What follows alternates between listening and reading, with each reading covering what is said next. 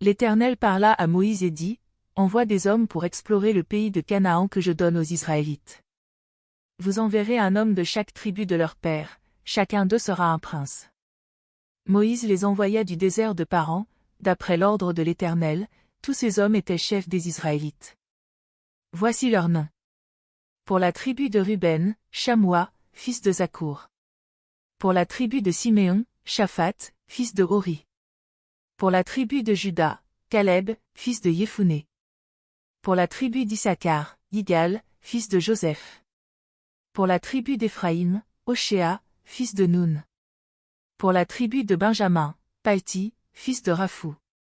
Pour la tribu de Zabulon, Gadiel, fils de Sodi. Pour la tribu de Joseph, pour la tribu de Manassé, Gadi, fils de Souzi. Pour la tribu de Dan, Amiel, fils de Gemali. Pour la tribu d'Azer, Setour, fils de Michaël. Pour la tribu de Nephtali, Nabi, fils de Vofsi. Pour la tribu de Gad, Géouel, fils de Maki. Tels sont les noms des hommes que Moïse envoya pour explorer le pays. Moïse donna à Oshéa, fils de Noun, le nom de Josué. Moïse les envoya pour explorer le pays de Canaan. Il leur dit, montez ici, par le Négueb, puis vous monterez sur la montagne. Vous verrez le pays, ce qu'il est, et le peuple qui l'habite, s'il est fort ou faible, s'il est en petit ou en grand nombre, ce qu'est le pays où il habite, s'il est bon ou mauvais, ce que sont les villes où il habite, campements ou forteresses, ce qu'est le terrain, s'il est gras ou maigre, s'il s'y trouve des arbres ou s'il n'y en a point. Fortifiez-vous. Prenez des fruits du pays. C'était le temps des premiers raisins. Ils montèrent et ils explorèrent le pays, depuis le désert de Tsin jusqu'à Rehob, à l'entrée de Hamath. Ils montèrent dans le Négueb et ils allèrent jusqu'à Hébron, où étaient Ahiman, Shéshaï et Talmaï, enfants d'Anak. Hébron avait été bâti 7 ans avant Tsoan en Égypte. Ils arrivèrent jusqu'à la vallée d'Eshcol, où ils coupèrent un sarment de vigne avec une grappe de raisin, qu'ils portèrent à 2 au moyen d'une perche. Ils prirent aussi des grenades et des figues. On appela cet endroit vallée d'Eshcol, à cause de la grappe que les Israélites y coupèrent. Ils furent de retour de l'exploration du pays au bout de 40 jours. À leur arrivée, ils se rendirent auprès de Moïse, d'Aaron et de toute la communauté des Israélites, à Kadek dans le désert de Paran. Ils leur firent un rapport, ainsi qu'à toute la communauté, et leur montrèrent les fruits du pays. Voici ce qu'ils racontèrent à Moïse, nous sommes arrivés dans le pays où tu nous as renvoyés. C'est bien un pays découlant de lait et de miel, et en voici les fruits. Mais le peuple qui habite ce pays est puissant, les villes sont fortifiées, très grandes, nous y avons même vu des enfants d'Anak. Les Amalécites habitent le pays du Négueb, les Hittites, les Yébousiens et les Amoréens habitent la montagne, et les Cananéens habitent près de la mer et sur les rives du Jourdain. Caleb fit taire le peuple, qui murmurait contre Moïse. Il dit, montons, et nous prendrons possession du pays, car nous en serons vainqueurs. Mais les hommes qui étaient montés avec lui dirent, nous ne pouvons pas monter pour combattre ce peuple, car il est plus fort que nous. Et ils décrièrent devant les fils d'Israël le pays qu'ils avaient exploré. Ils dirent, le pays que nous avons parcouru, pour l'explorer, est un pays qui dévore ses habitants, tout le peuple que nous y avons vu, se compose d'hommes d'une haute taille, nous avons vu là les géants, fils d'Anak, de la race des géants, nous étions à nos yeux comme des sauterelles, et c'est ce que nous étions aussi à leurs yeux. Toute la communauté éleva la voix et poussa des cris, et le peuple pleura pendant cette nuit-là. Tous les Israélites murmurèrent contre Moïse et Aaron, et toute la communauté leur dit, que ne sommes-nous morts dans le pays d'Égypte, ou que ne sommes-nous morts dans ce désert? Pourquoi l'Éternel nous fait-il entrer dans ce pays, pour tomber par l'épée? Nos femmes et nos petits-enfants deviendront une proie. Ne vaut-il pas mieux pour nous retourner en Égypte? Et ils se dirent l'un à l'autre, donnons-nous un chef et retournons en Égypte. Moïse et Aaron tombèrent face contre terre, devant toute l'assemblée de la communauté des Israélites. Et, parmi ceux qui avaient exploré le pays, Josué, fils de Noun, et Caleb, fils de Yéphuné, déchirèrent leurs vêtements et parlèrent ainsi à toute la communauté des Israélites, le pays que nous avons parcouru, pour l'explorer, est un pays très, très bon. Si l'Éternel nous est favorable, il nous fera entrer dans ce pays et nous le donnera, c'est un pays découlant de lait et de miel. Seulement, ne soyez pas rebelles contre l'Éternel et ne craignez pas les gens de ce pays, car ils nous serviront de pâture, ils n'ont plus d'ombrage pour les couvrir, l'Éternel est avec nous, ne les craignez pas. Toute la communauté parlait de les lapider, lorsque la gloire de l'Éternel apparut sur la tente de la rencontre, devant tous les Israélites. Et l'Éternel dit à Moïse, « Jusqu'à quand ce peuple m'outragera-t-il? Jusqu'à quand ne croira-t-il pas en moi, malgré tous les signes que j'ai opérés au milieu de lui?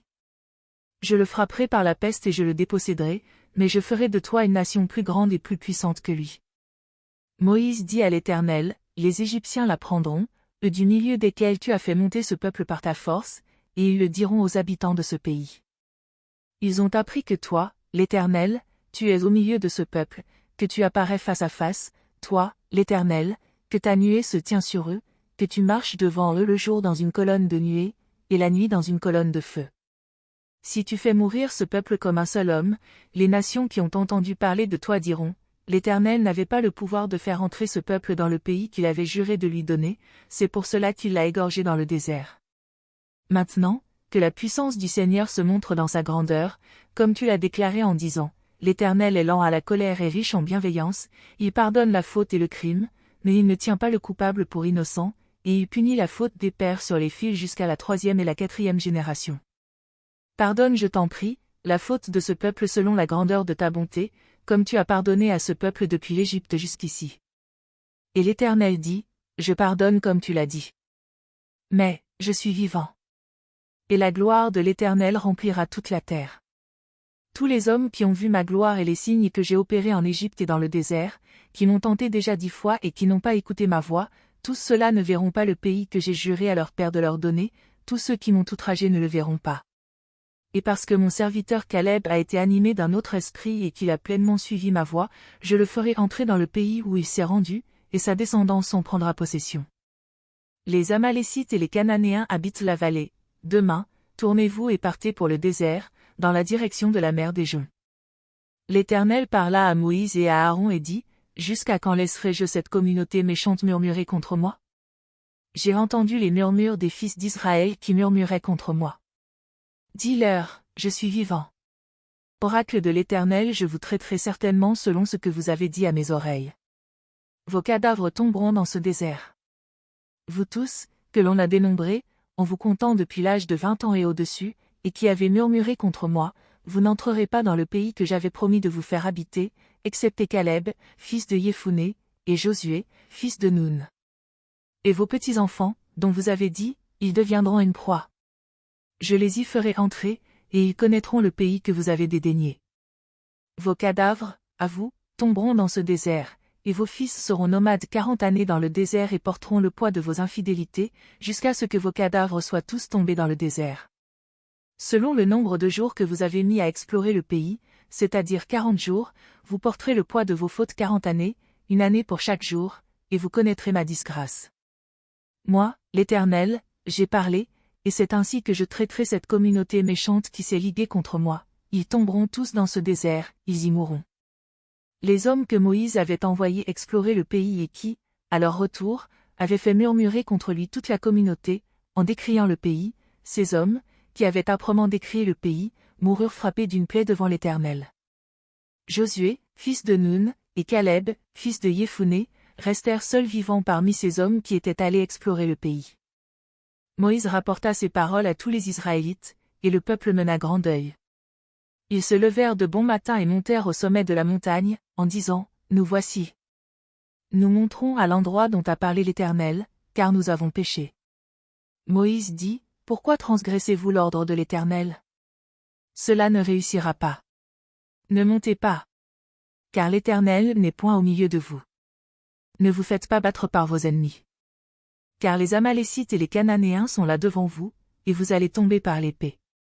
Parce que vous vous êtes détournés de l'Éternel ne sera pas avec vous. » Ils s'obstinèrent à monter au sommet de la montagne, mais l'arche de l'alliance de l'Éternel et Moïse ne bougèrent pas du milieu du camp. Alors descendirent les Amalécites et les Cananéens qui habitaient cette montagne, ils les battirent et les taillèrent en pièces jusqu'à Horma.